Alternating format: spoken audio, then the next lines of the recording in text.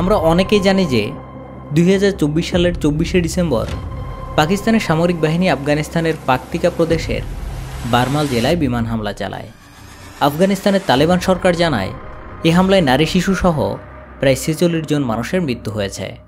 এ বিষয়ে পাকিস্তান জানায় তারা মূলত হামলা চালিয়েছে তেহরিকি তালেবান পাকিস্তান অর্থাৎ টিটিপি এর ওপর। কারণ বিভিন্ন সময়ে টিটিপি পাকিস্তানের নিরাপত্তা বাহিনী এবং বেসামরিক নাগরিকদের উপর একাধিকবার হামলা চালিয়েছে। বিশেষ করে 2024 সালে টিটিপি পাকিস্তানের বিভিন্ন স্থানে সন্ত্রাসী কার্যক্রম চালিয়েছে। যেমন খাইবার পাখতুনখোয়া প্রদেশের একটি সেনাঘাঁটিতে বোমা ও বন্দুক হামলায় অন্তত 23 জন নিহত হন। এছাড়া পেশোয়ারের পুলিশ লাইন্স এলাকায় একটি মসজিদে বিস্ফোরণে 83 জন নিহত হন, যা টিটিপির সঙ্গে সংশ্লিষ্ট ছিল। যাই হোক, 2024 সালের 24শে ডিসেম্বর পাকিস্তানের হামলার পর আফগানিস্তানও কিন্তু পাকিস্তানে বেশ কয়েকটা হামলা চালিয়েছে।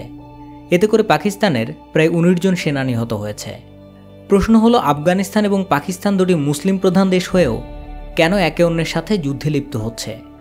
দুই দেশের মধ্যে ডুরান্ট লাইন নাম করে যে লাইনটা রয়েছে এটা কতটা গুরুত্বপূর্ণ?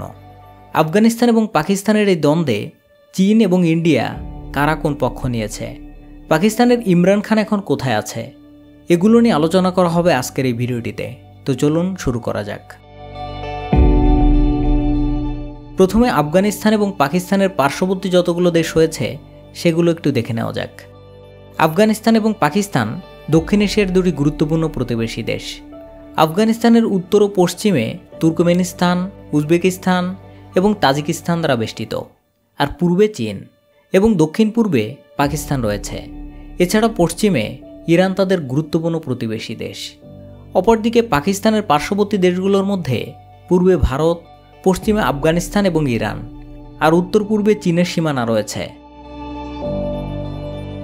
মূলত ডুরান্ট লাইন হল পাকিস্তান এবং আফগানিস্তানের মধ্যে একটি আন্তর্জাতিক সীমান্ত, যা 1993 সালে ব্রিটিশ ভারতের পররাষ্ট্র সচিব মর্টিমার ডুরান্ট এবং আফগান আমির আব্দুর রহমান খানের মধ্যে একটি চুক্তির মাধ্যমে নির্ধারিত হয়।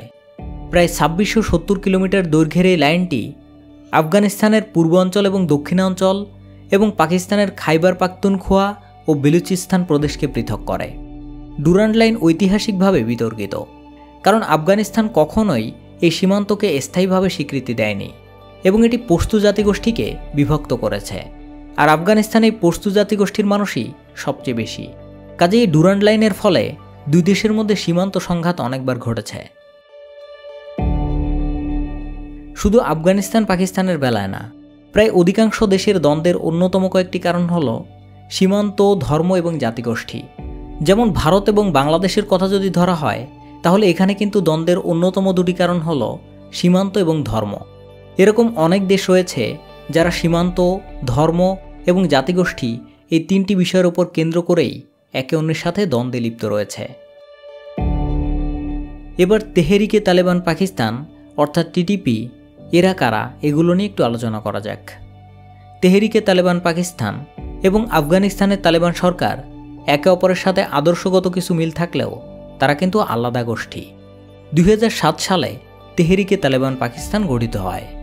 এটি বিভিন্ন পাকিস্তান তালেবান গোষ্ঠীর একটি মিলিত সংগঠন।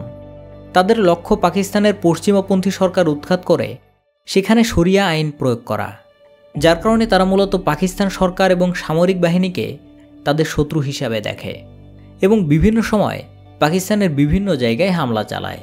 এরা পাকিস্তানের উত্তর পশ্চিমে উপজাতীয় অঞ্চলে বেশ সক্রিয়।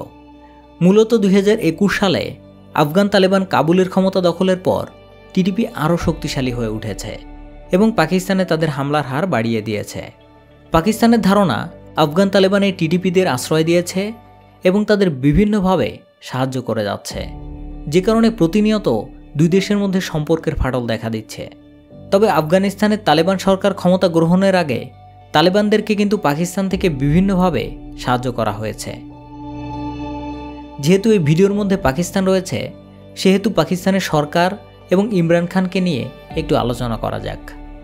পাকিস্তানের সাবেক ক্রিকেটার এবং প্রধানমন্ত্রী ইমরান খান বর্তমানে পাকিস্তানের কারাগারে রয়েছেন। 2023 সালের 5 আগস্ট তাকে দুর্নীতির অভিযোগে 3 বছরের কারাদণ্ড দেওয়া হয়।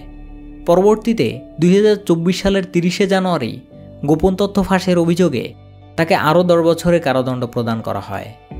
আমরা জানি 2024 সালের 8 ফেব্রুয়ারি পাকিস্তানের জাতীয় পরিষদ নির্বাচন অনুষ্ঠিত হয়েছে। তো এই নির্বাচনে ইমরান খানের দল পাকিস্তান তেহরিকে ইনসাফ অর্থাৎ পিটিআই সরাসরি অংশগ্রহণ করতে পারেনি। নির্বাচনের পূর্বে পাকিস্তানের শীর্ষ আদালত পিটিআইয়ের নির্বাচনী প্রতীক ব্যাট বাতিল করে। এছাড়া বিভিন্ন কারণে পিটিআইয়ের নেতাকর্মীদেরকে গ্রেপ্তার করা হয়।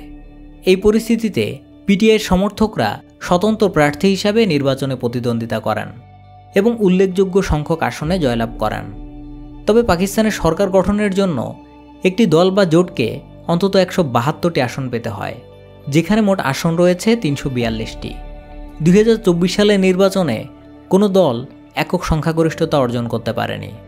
এই নির্বাচনে পাকিস্তান মুসলিম লীগ নওয়াজ 75টি আসন এবং পাকিস্তান পিপলস পার্টি 54টি আসন পায়, আর স্বতন্ত্র প্রার্থীরা 93টি আসনে জয়লাভ করে, যা তাদেরকে সর্বাধিক আসনধারী গোষ্ঠী করে তোলে।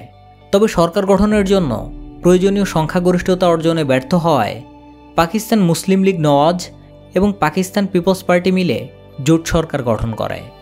আর এই জোটের নেতৃত্বে প্রধানমন্ত্রী হন শাহবাজ শরীফ, যিনি বর্তমানে পাকিস্তানের শাসনকার্য পরিচালনা করছেন। সর্বশেষ চীন এবং ভারতের সাথে এই দুই দেশের অর্থাৎ আফগানিস্তান এবং পাকিস্তানের কার কেমন সম্পর্ক রয়েছে? প্রকৃতপক্ষে চীনের সাথে আফগানিস্তান এবং পাকিস্তানের উভয় দেশের ভালো সম্পর্ক রয়েছে, তবে ভারতের সাথে পাকিস্তানের সূচনা লগ্ন থেকেই দ্বন্দ্ব লেগে আছে। কাজেই পাকিস্তানের সাথে যে দেশের শত্রুতা রয়েছে সেই দেশের সাথে ভারতের বন্ধুত্বপূর্ণ সম্পর্ক গড়ে উঠবে, এটাই ধারণা করা হয়। কাজেই ভারত বিভিন্নভাবে আফগানিস্তানের সাথে ভালো সম্পর্ক করার চেষ্টা করে যাচ্ছে।